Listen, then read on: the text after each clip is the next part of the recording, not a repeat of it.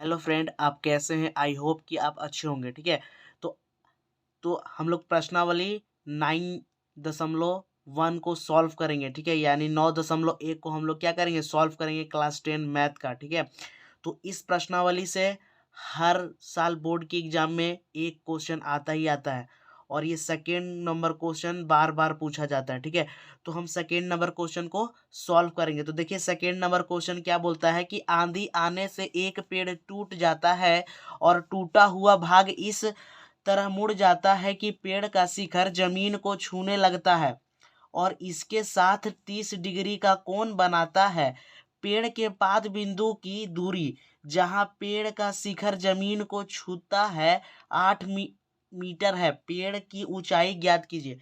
तो यहाँ देखिएगा कि देखिए, यहाँ पे मैं पेड़ बनाया हूँ। ठीक है। यहाँ पे तो कहता है कि आंधी आने से क्या होता है कि एक पेड़ टूट जाता है। देखिए, यहाँ पेड़ है और पेड़ क्या होता है कि आंधी आने से टूट जाता है। देखिए, आंधी आने से क्या होता है कि पेड़ टूट जाता है आधा से, और जो पेड़ का शिखर है, ठीक है, वो जमीन को छूने लगता है। ठीक है। जो ये पेड़ का शिखर है, शिखर यानी सबसे ऊपर वाला भाग, ये देखिए, वो जमीन को क्या करता है कि छूने लगता है। और इसके साथ क्या करता है कि ये देखिए छूने लगता है, और इसके साथ ये वाला कोण, ठीक है, 30 डिग्री का कोण बनाता है। ठीक है। उसके बाद कहता है कि पेड़ के पाद बिंदु से, ये पेड़ के पाद यानी पेड़ का जो भी जड़ है ना, जड़, ये पेड़ के पाद बिंदु से यहाँ पेड़ का शिखर जो जमीन को छूता है, यहाँ तक का लंबाई 8 सेंटीमीटर है। ठीक है।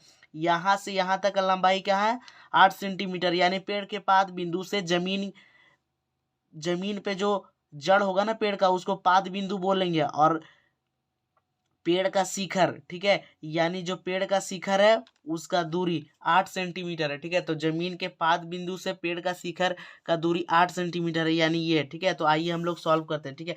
तो आप लोग को एग्जाम में ऐसे नहीं बनाना है। ठीक है। आप लोग को एग्जाम में देखिए ऐसे बनाना है। ठीक है। अब इसमें क्या है, देखिए कि ये जो लंबा वाला है ये पेड़ है। ठीक है। ये देखिए, यहाँ ध्यान से आप देखिएगा कि ये जो लंबा है वो एक पेड़ है, और ये क्या होता है कि यहाँ से ये टूट जाता है। ठीक है। और टूटने के बाद ये गिर जाता है।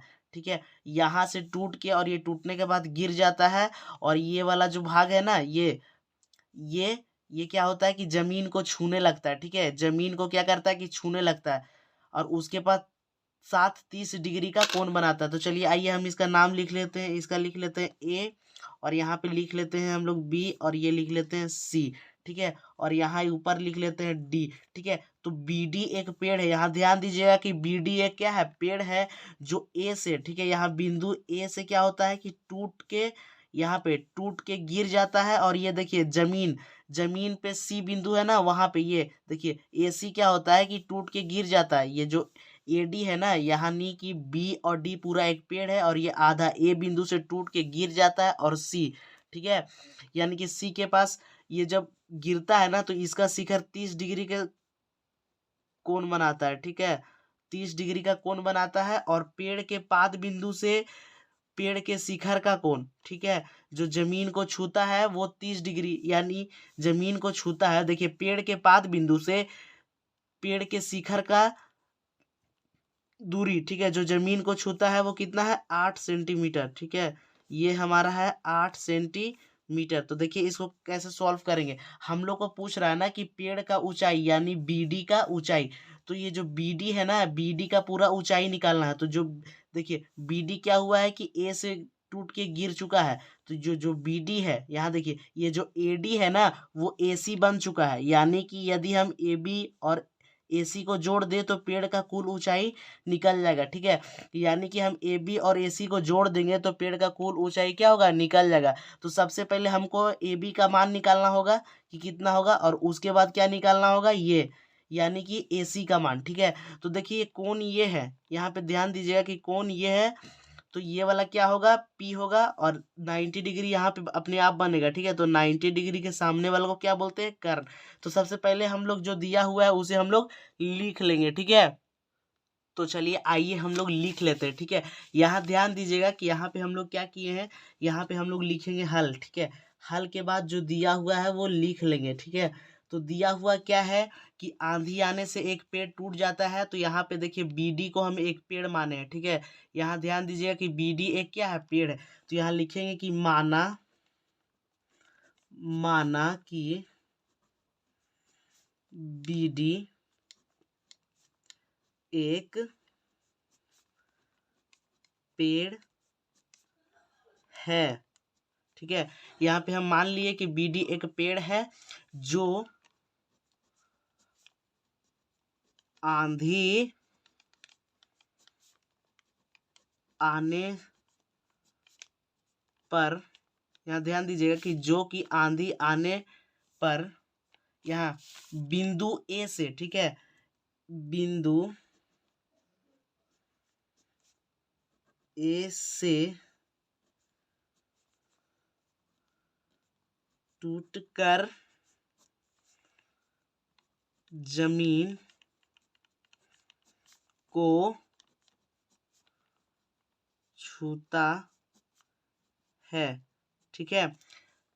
क्या होता है कि हम लोग मान लिए कि BD एक पेड़ है जो आंधी आने पे क्या होता है कि बिंदु ए से, यानी यहाँ पे ध्यान दीजिए कि ये बिंदु ए से टूटकर जमीन को छूता है, ठीक है। और छूने के बाद क्या करता है कि एंगल ACB, यहाँ पे ध्यान देना है कि एंगल ACB बराबर 30 डिग्री बनाता है, ठीक है। और देखिएगा ये BC क्या दिया हुआ हमारा, यहाँ पे BC दिया हुआ 8 सेंटीमीटर, ठीक है। तो यहाँ लिख लेंगे और तथा BC बराबर 8 सेंटीमीटर, ठीक है। तो बस हम लोग को इतना ही लिखना, उसके बाद हम सॉल्व करेंगे, ठीक है। तो देखिए इसको कैसे बनाएंगे, यहाँ पे ध्यान दीजिएगा, ठीक है।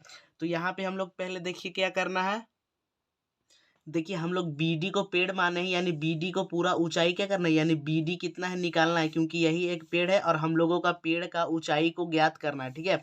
तो यहाँ पे देखिए, तो जो BD है ना उसको निकालने के लिए क्या करना पड़ेगा, ये तो टूट चुका है, यानी कि AB को निकालेंगे और AC को जोड़ देंगे, यानी ये वाला को और इसमें जोड़ देंगे, तो इसको निकालना होगा, ठीक है। तो इसको निकालना है हम लोग को, इसको, तो देखिए इसको कैसे निकालेंगे, तो देखिए यहाँ 30 डिग्री बन रहा है ना, यहाँ कितना बन रहा है 30 डिग्री, और कोण के सामने वाला को हम लोग क्या बोलते हैं, P, यानी कि लंब, ठीक है।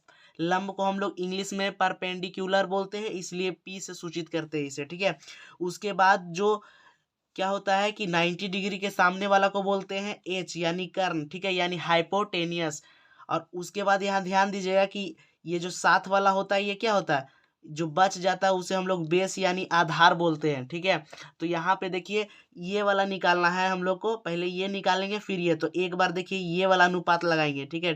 त्रिकोणमिति का P/B अनुपात लगाएंगे, तो देखिए कि P/B अनुपात किसका है, ठीक है। यहाँ ध्यान दीजिएगा कि P/B, देखिए P/B किसका है, एक tan थीटा का है और एक cot थीटा का B/P, यानी कि ये और इसमें कोई भी हम लोग लगा सकते हैं, तो हम लोग tan थीटा लगाएंगे, ठीक है।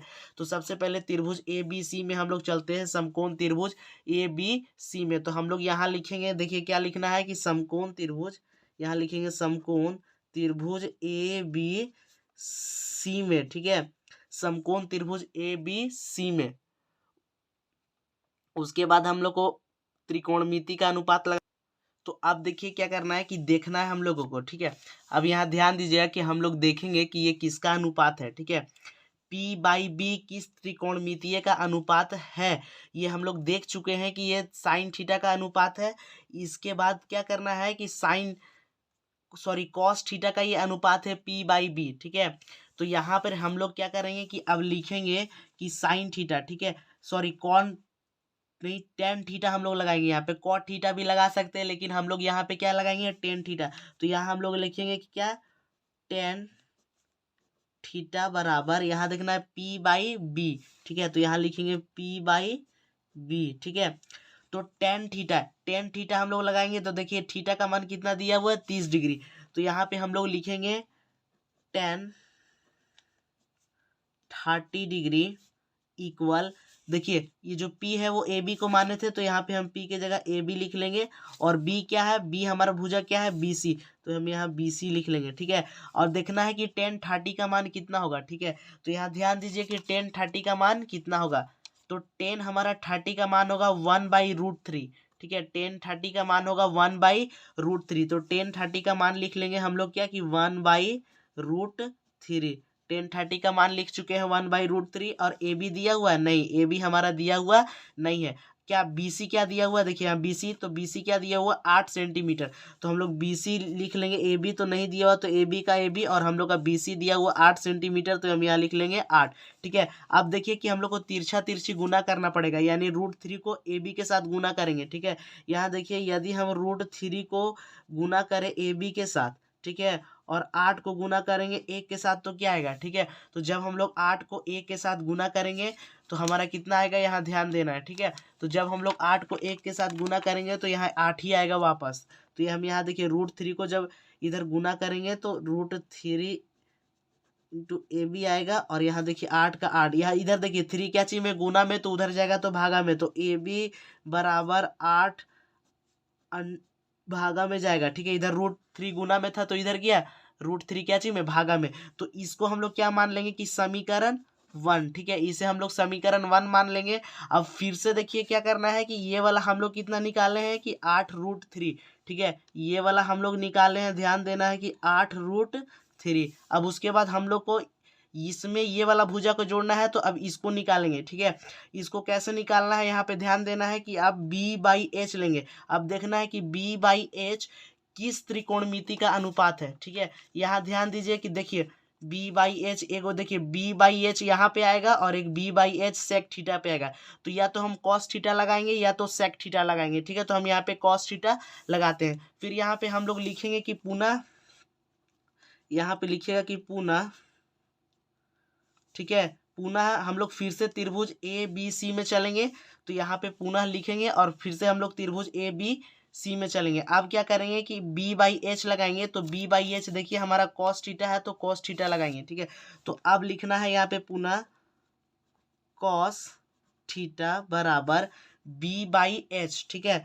B/H। ठीक है, तो यहाँ पे हम लोग क्या करेंगे कि B/H, तो देखिए B, ठीक है, पहले हम लोग देखेंगे कि B का कौन भुजा है, BC, और H AC। ठीक है, तो cos थीटा का मान कितना दिया हुआ है, 30 डिग्री, तो हम यहाँ पहले cos थीटा बराबर लिख लेंगे 30 डिग्री। ठीक है, cos 30 डिग्री बराबर B क्या दिया हुआ है, BC।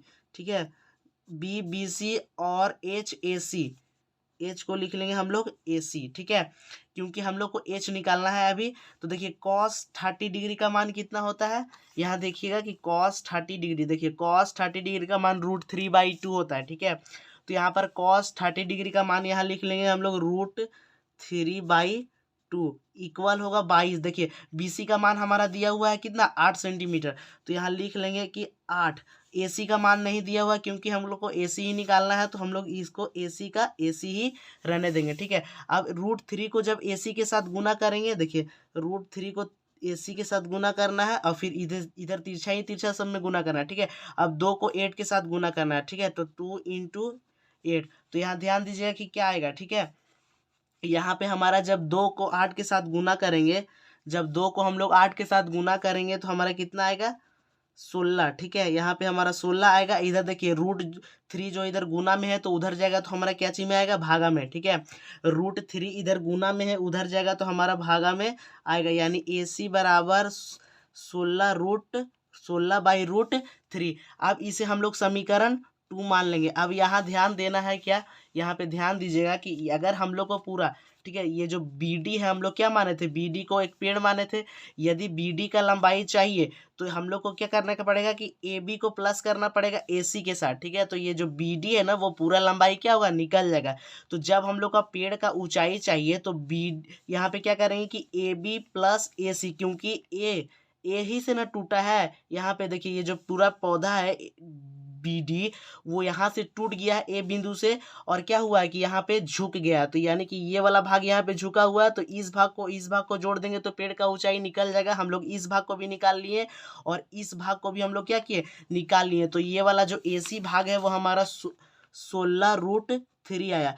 तो इस भाग को और इस भाग को जोड़ लेंगे, तो देखिए समीकरण 1 और समीकरण को जोड़ लेंगे। ठीक है, तो यहाँ पे लिखना है कि यहाँ पे देखिए साइड में लिख देते हैं कि पेड़ की ऊंचाई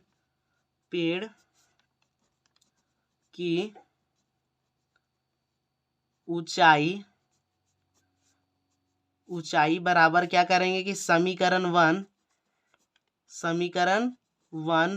समीकरण टू, ठीक है। तो समीकरण 1 में समीकरण 2 को जोड़ देना है। तो समीकरण 1 क्या है, देखिए यहाँ पे समीकरण 1 क्या है, यहाँ पे हम लोग समीकरण ए बी को माने हैं, ठीक है। तो यहाँ पे हम लोग क्या करेंगे कि ए बी को प्लस कर देंगे किस में, यहाँ ध्यान दीजिएगा कि ए सी में, ठीक है। ए बी को हम लोग प्लस कर देंगे ए सी में, ठीक है। तो यहाँ पे प्लस ए सी। अब यहाँ ध्यान देना है कि A B plus A C, A B का मान कितना है यहाँ पे 8√3, ठीक है। यहाँ पे हम लोग कर ले रहे हैं 8√3, ठीक है। अब यहाँ पे ए सी का मान दिया हुआ है +16√3, ठीक है। अब इसको जोड़ेंगे तो जोड़ना है तो हम लोग क्या करेंगे कि एलसीएम लेंगे, भीम का जोड़ करेंगे, ठीक है। तो √3 और √3 का एलसीएम हमारा आएगा √3 और √3 का एलसीएम आएगा √3। तो हम लोग √3 लिख चुके हैं। और इसके बाद क्या करना है कि देखिए 8 का 8 ही हो जाएगा, क्योंकि √3 का पढ़ा √3 बार पढ़ेंगे तो एक ही बार पढ़ेंगे तो √3 आएगा, तो 8 + 16, ठीक है। इसके बाद देखिए हमारा क्या आएगा, तो 8 में जब 16 जोड़ेंगे तो यहाँ हमारा 24 आएगा, 24√3। अब हमारा यहाँ पे देखिए क्या आया है, यहाँ पे हमारा आया 24√3। अब यहाँ पे क्या करेंगे कि हम हर का परिमेयकरण करेंगे, ठीक है। तो हर का परिमेयकरण कैसे करते हैं कि यहाँ देखिए हर में जो होता है ना, हर वाले संख्या को एक बार ऊपर के साथ भी गुना करते हैं और एक बार नीचे के साथ भी गुना करते हैं। तो यहाँ एक बार नीचे के साथ गुना कर लेते हैं और एक बार ऊपर के साथ। यहाँ पे हम लोग हर का परिमेयकरण कर रहे हैं, ठीक है। इसे ध्यान से समझिएगा कि यहाँ पे हम लोग हर का परिमेयकरण कर रहे हैं। यहाँ पे हम लोग लिख सकते हैं भी कि हर का परिमेयकरण, ठीक है। हर का परिमेयकरण,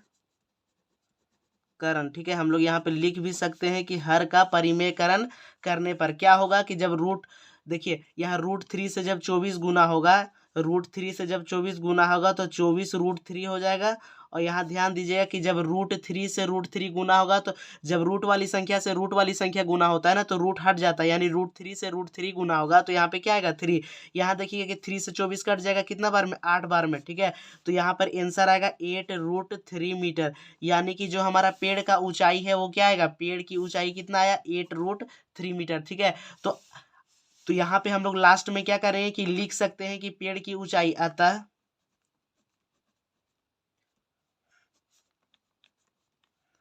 पेड़ की